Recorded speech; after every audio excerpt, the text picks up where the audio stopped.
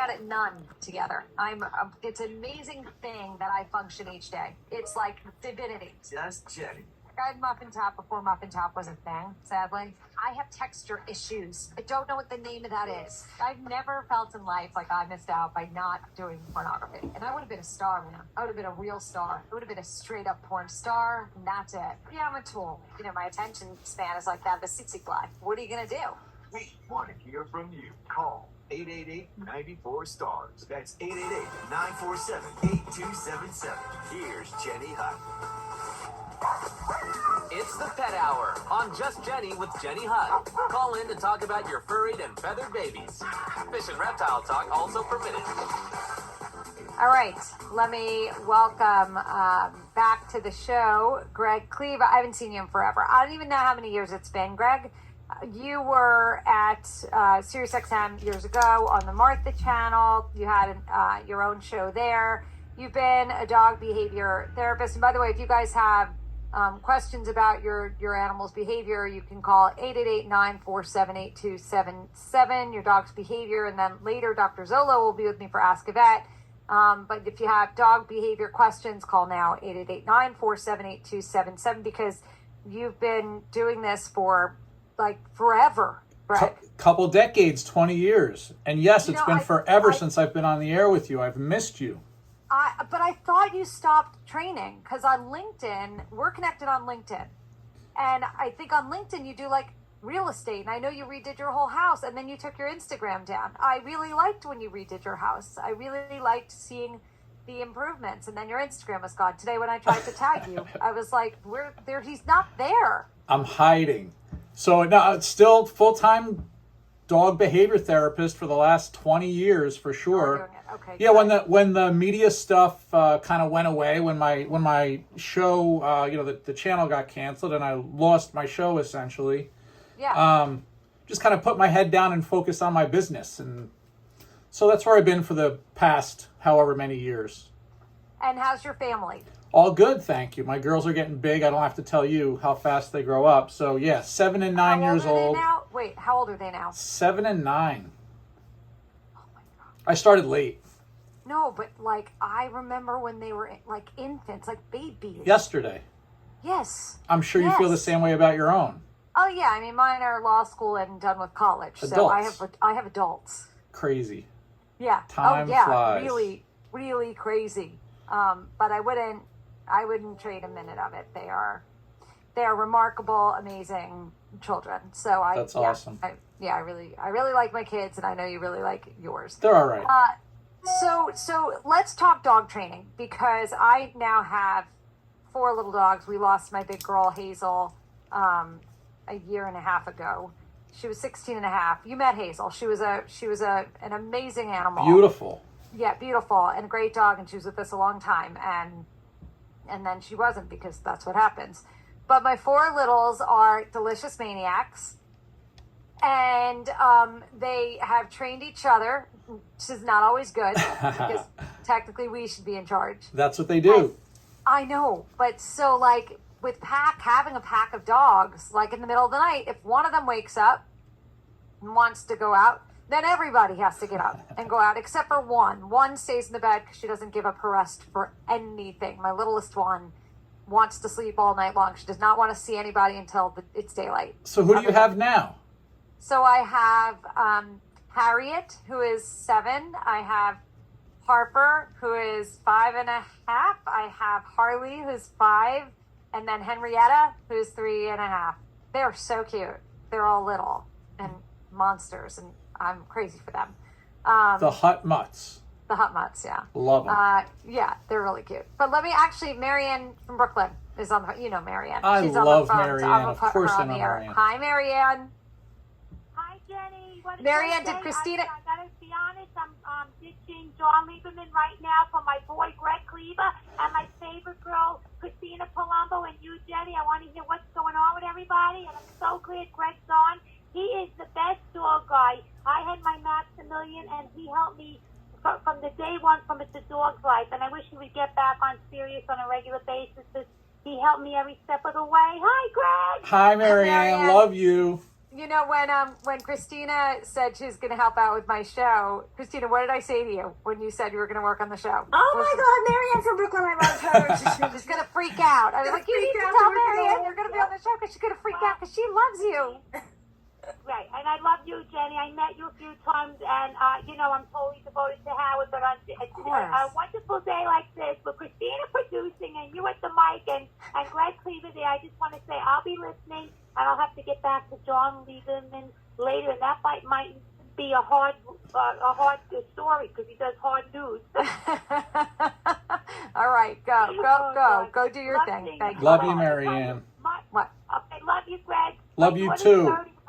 39, you believe it? Oh, where's the time go? I know, but it's so. I know you love your kids more than anything. I know your kids are your world. I know you're that mother. I know it's a really. You're the same way. You're the same way. And Greg's that same dad, and Christine's that same mom with her family. I know. Love you. Bye, everybody. Bye, Marianne. Love you. She's really the nicest. She's the best. And so Marianne, you know, obviously I hooked up with Marianne from having my show on SiriusXM and her being a big Howard fan. But it's an interesting situation. The reason she reached out to me is because her Max was sick. She had a little Maltese. God, this is, I don't know how many years ago, 10 or 12 years ago. It brings up an interesting situation with dogs and being a dog owner, and that is the loss of a pet. And it's always really interesting to me. And I know you can relate with this as well, Jen, the you know, how people react to losing a pet. You know, they don't live long enough as it is. It's one of the hardest parts of being a dog owner. And like Marianne lost her dog, totally in love with that dog, but has not replaced him. I know. So, and like someone like yourself, you lose a dog and then you add 4 more. I didn't know she was here. So I had 5 at one point. What happened was when I thought Hazel was 12 when she started to seem unwell. So at 12, I had 1 rescue with her. I had 2, because she was getting older. So I'd gotten 2 rescues because my kids were leaving for college and I didn't know how I was going to manage without being able to nurture day to day. And I was nervous about Hazel because she was a big dog. And so I had the 2 rescues with Hazel. Then Hazel got sick. She had a seizure. And they didn't know if it was a brain bleed or a stroke or a tumor. Nobody could tell. And her MRI was inconclusive because she did have a brain bleed. So they didn't know if there was anything behind it. Yeah. And it just, at that age, I was like, we're going to put her on Keppra, and it wasn't worth it to put her through another MRI. Let's just wait and see. She never had another seizure, and she lived 4.5 years more in relatively good health. She was only really sick. Like the last 6 months were pretty brutal, and I didn't know how brutal they were until we lost her. And I was like, wait, so the past 6 months we've been carrying her up and down the stairs, and we've been doing that. Like, I didn't even know how we were taking care of her the way in which we were, because it was just, she was my first dog, like she was my baby. Yep. So the other 2 came along while I still had Hazel, and before she was particularly sick. The third rescue, I saw a picture of her on North Shore Animal League's website. They had sent out a mailer about sick Yorkie poos that were backyard bred, and they thought they had parvo, and they were in medical, and they needed money. And I texted my friend, and I was like, who worked there? And I was like, is this a real story, or do they just need cash? Like, is that dog really there? Because this little baby is so cute, and if she's really there, this little 8-week-old black and white, I mean, she's delicious, my Harley. Adorable. If she's really there, like, I'm going to come get her. And they were like, she's really here. Let's just see if she's going to be okay. She was okay, and I took her home a day later. And then the baby, I didn't want her. They called me and were like, we have your 5th dog, because Hazel was still alive. And I was like, but I'm not in the market for a 5th dog. So, you know, no. But I couldn't. Ultimately, I tried for 10 days to not take her. How do you say find no? Her home. There was never going to be the right home for her other than ours. And she's a perfect angel fluff, delicious little poodle. And I'm crazy for her. Adorable. Yeah, I mean, you have these people that lose a dog and they can't live without a dog, and they'll get a dog tomorrow. And then you've got individuals like Marianne who, you know, you lose the love of your life, and it's like, I could never replace that. And it takes them literally, you know, years and years and years to add a dog to their family again. Yeah, it's hard. I mean, I miss Hazel. I can cry, like, I start to cry if I start to think about her and our relationship. But for my husband and I, we love animals. I'm allergic to cats, so I can't rescue cats. And I love dogs and all animals. And so, I mean, the 2 of us, if it wasn't weird, we'd have 15 dogs, but it's a little too weird for us. So Now, you obviously have a preference for female? Mm-hmm. Any reason? I never had a boy dog. No? Not my whole life. I grew up with female dogs, and then I always had a girl dog. Yeah. I don't know what we'd like to have a boy dog. I feel like they mark everything. They can, for sure. That's one of the big Right. issues that we get called in for.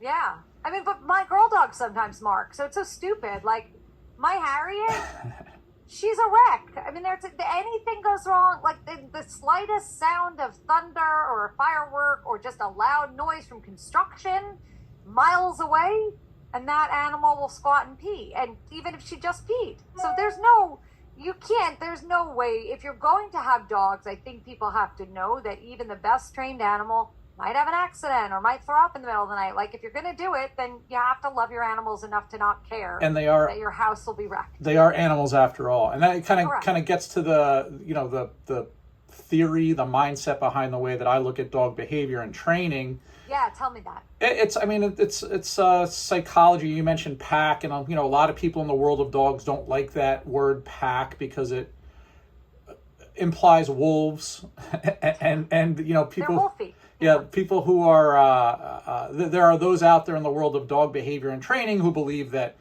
pack mentality has been disproven. Our companion animals are not wolves. They don't live by pack law. The organization I work for is Barkbusters Home Dog Training. We we like to say somebody forgot to tell the dogs, if that's the case. Whether you want to call it pack or group or family, Yeah. it doesn't matter what you call it. Dogs thrive in a social structure where they know they've got leadership. Just like they say, we were talking about kids before. Children, they may resist it a bit, but they thrive with structure and with some authority. So, and dogs are the same way. They feel more confident and comfortable and safe and secure if they know they've got strong leadership. You said it before, Jen, that, they kind of have to know that you're in charge. I don't love to say it that way because that implies you have to be like rigid or tough with them. But yeah, knowing that they've got good leadership. And the problem is, as humans, we don't lead in a dog way. We lead in a human way. Yeah. And our dogs don't get that. And then they start to exhibit these unwanted behaviors, or they just don't listen to us because they're confused about, well, who is in control around here? Who's in charge? Yeah. And that's why we see some of that marking behavior. What you described with your dog is more, I would categorize that more of a fear response if it's happening around like kind of she's just got anxiety. Sound phobia, yeah. Yeah. But so what do you do with a pack though in terms of training? Because so each one of my dogs has a different intelligence a learning acumen. It varies based dog to dog, and so like Harriet's pretty smart but very, very emotional. Harper, I don't think she's too bright. She's very beautiful. She's so gorgeous, and she knows it. She's not really had to work on her inside because her outside is so flawless. My little black dog, Harley, is human. I don't believe she's a dog. She understands English. She is smarter than any dog I've ever known. She's also an asshole when she wants to be, because she can be. She is this little black poodle Yorkie she's strong and constant. She has her own anxiety, but she pretends that she doesn't. For her, it's a control issue. She has to control everything around her for her world to be good. Right. So she walks around like, I rule the roost. It's my house. And sort of is. And then the baby Henrietta is smart, but she just wants, the little red poodle, she just wants to be left alone to do her thing. Like, just don't bother. Let her do her thing. It's very sweet. Very, very sweet. Delicious, delicious dog. But what you're talking about there is different personality types. Yeah, and very different. It makes me crazy when people pigeonhole dog breeds. Like, I'll train with a family and they're really rambunctious, like mutt mixed breed dog that they rescued from North Shore Animal League. Yeah. And the husband would be yelling at the wife, "See, I told you we should have gotten that golden retriever. Like they're the best dogs. I had one growing up." And I'm like, "Well, actually, sir, I just left a home where I trained a golden retriever that wanted to bite my head off when I walked in the door." So, like, every golden retriever isn't the same. Right. Every pit bull isn't a monster. Every dog's got an individual uniqueness and personality. And again, that gets down to, okay, how do I train this dog? How do I educate this dog, this individual, based on that? I use you take your kids, for example. They're from the same quote unquote litter, right? They're from the same parents. They've got the same DNA. but they probably couldn't be more different in their preferences and their likes and dislikes and how they learn. And Yes. I look at dogs the same way. Yeah, and I think you're right about that. So what happens when there is a group? Because how do you train a house with 3 or 4 dogs? How do you separate them to train? Do you train them all like as if they were in a class? Yeah, so that's a great question also. It basically, it's really about training the owner. And I know everyone that's dealt with dog training kind of knows that. It's more people training than dog training. Yeah. So it's really about how you interact with them, how you position yourself. That's going to get them to understand that you're the leader. Again, it's not about being tough with them. It's just about, just give you an example. Look at things from a dog's perspective. If every time Harper comes up to you with a toy and drops it at your feet, oh, well, Harper wants to play, and you play with Harper. And every time Harriet comes over and like puts her little feet up on you, Mommy, pick me up, pay attention to me. As humans, we go, no big deal. That's great. I want to snuggle with my dogs. I'm going to play with them. I'm going to pick them up. But the dog's perspective is, I told you to do stuff for me 100 times today, and you did it. So if you're listening to me, I'm not so sure I have to listen to you. Right. So we want you to play with your dog. We want you to pet your dog. We want you to give your dog love and affection. I want you to let your dog up on the couch if that's what you're into. But all that stuff should come on your terms, not when the dog's asking for it. So that's the first big piece of it. And then back to that personality type. Can you train them all at the same time? You can. But if you've got a little bit more of a stubborn personality and then a little bit of a shy or timid personality, yes. One you might have to be a little bit more firm with at times, and that might freak out the softie. Correct. The softie, you might have to take a really soft approach, and that's not going to get through to the hard head. So right. Can you train them all together? You can, but it takes a little bit of a balancing act. And if it's going to create issues in education, then you're better off separating them and training them individually, initially at least anyway. And Greg, when you do train, do you believe in using treat training or other praise training? Because I'm a big believer in positive reinforcement, and you're right, it is all about the human. Because a lot of people will be like, I had a dog trainer come and it didn't work, and I'm like, well, did I you never actually hear that. do what the dog trainer told you to do? Did That's you the actually key. repeat the behavior every single day, all day long? Because that's training. It's not one and done. And they're like, oh, no, I mean, I'm busy. I couldn't know how to do that. And I'm like, well, how would a dog possibly be trained if you're not actually actively doing it on a regular basis? It's not the trainer's fault. I tell my clients all the time, look, what I'm going to ask you to do is so easy. Yeah. But there is a difficult component of it, and that is life gets in the way. I know you're a busy person. You've got kids. You've got a job. But you got to commit a little bit of time to this process. Otherwise, it's not going to be as effective as you want it to be. I can give you all the best information in the world. I can give you the best training technique there is. But if you don't implement it, if you don't apply it, you're not going to get the results that you want. You're not going to be happy. So to answer your question, Barkbusters training is based on dog psychology. Again, using what the dog knows, appeal to their psychology first and foremost to kind of clarify the roles in the relationship. Yeah. And then spend that little bit of time educating. And when you do educate, communicate effectively. So, I don't belittle what my quote unquote competition does. I'm not a treat trainer. That's not to say that food doesn't have its place in training, but that's not the way that I train. And on the flip side, I'm not a shock collar, prong collar, choke chain guy. Of course. I'm not grab them by the neck and throw them on the ground and dominate them. That's not the way that we train. Nothing physical. So it's kind of a middle of the road approach. It's balanced. Yeah. It's firm at times for the dog that needs that and can take that without creating intimidation or fear. That's not what we want by any means. Firm but fair and never physical. And positive reinforcement is a huge part of it. But I don't use treats for that positive reinforcement. So how do you do it? What just with words, like big praise words? Yeah, again, speaking dog, body language, and tone, but typically that tone to indicate positive reinforcement is going to be high-pitch, happy tones. So just praising your dog. Good boy, good puppy, what a good boy. So just, or in your case, good girls. Yeah. So it just body language and tone. So if you're trying to get a dog to stop a behavior, my dogs didn't sleep great for 3 nights in a row, but I think that's because 2 of the nights my husband wasn't home, and we all 4, Keith and I, and then the 4 dogs, we all sleep in the same bed. So if one of us isn't in the bed, it's different. So I think they were having trouble the 2 nights he was away, and then he was back last night, and one of them still woke up in the middle of the night, which causes everybody to have to go out in the middle of the night, which is incredibly disruptive and annoying. So how do you break when there is like a habit like that can become a habit? And I'm sure they'll go back to normal, but let's say they didn't. How do you stop that middle of the night thing? Because I always get nervous, like, oh, I have to take them out because I don't want them to pee on the carpet. Yeah, so again, it gets back to that, not to be redundant, but it all hinges on that relationship, that leadership. So, I always ask why. Okay, why is the dog doing this? There's always an underlying reason. So the why there for me would be, why do the dogs feel the need to get worried when Keith is not home, or when somebody else gets up in the middle of the night, or when they hear a bump?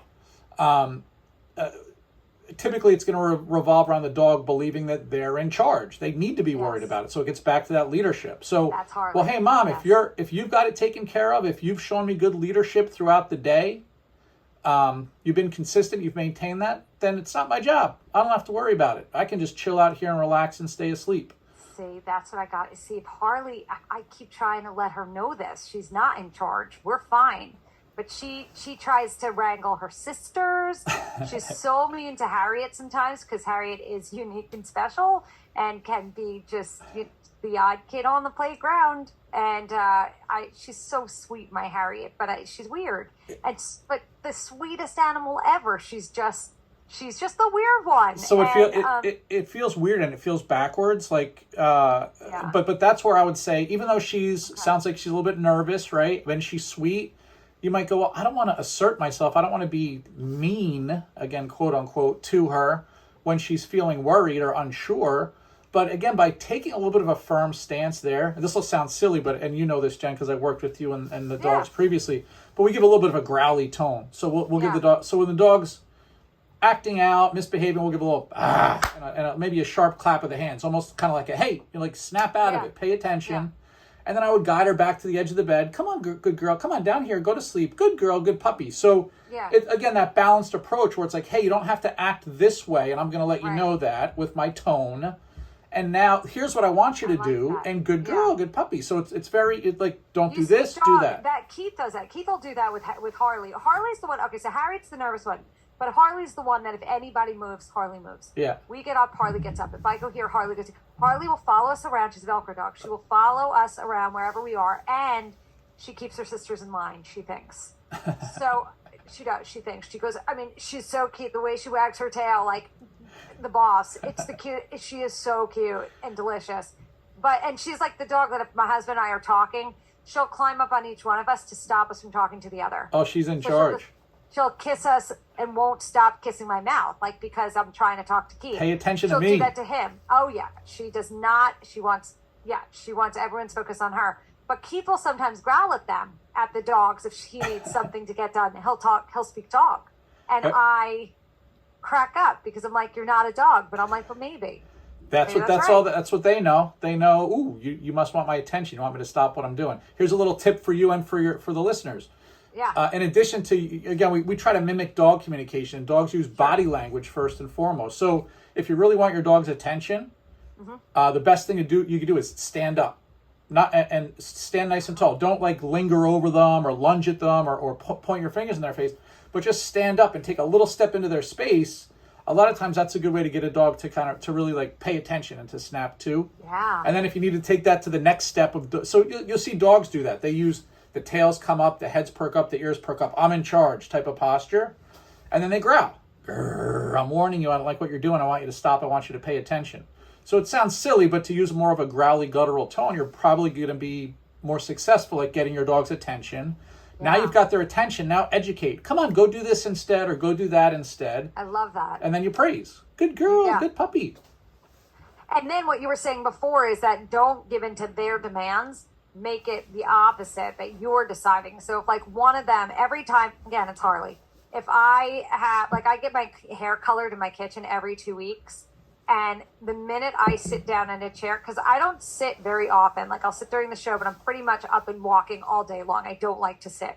When I sit, Harley demands to be in my lap. She demands it. and I oblige because I'm a tool. So what you're saying is that I should she can scratch at me all she wants. I'm not picking her up unless I choose to pick her up. So you can ignore it. We call that passive influence. So you'll see dogs do that to each other. People don't really, Bark Busters developed the system that we implement, that we teach our clients by watching dogs and just kind of going, well, if that's what they do, if that's what they know, why don't we just do that? Yeah. So dogs ignore each other. And it's not because I don't like you, I don't want to be your friend, I don't love you. It's just because I'm not going to let you tell me when to pick you up. I'm not going to let you influence me. Right. So we tell our clients, you can ignore that. Hurts your heart. It's a little bit of tough love. But wait till they just walk away, go to disengage. And when they do, then call them back. Come on, good girl, come sit with mommy. Now she's responding to you instead of you responding to her. Pick her up, have her on your lap till your hair is done. Doesn't matter. So same thing with play, when they come for play. Now, ignoring doesn't always get you a quick response. And I tell people I think it's silly to ignore a 85-pound German Shepherd jumping up on you.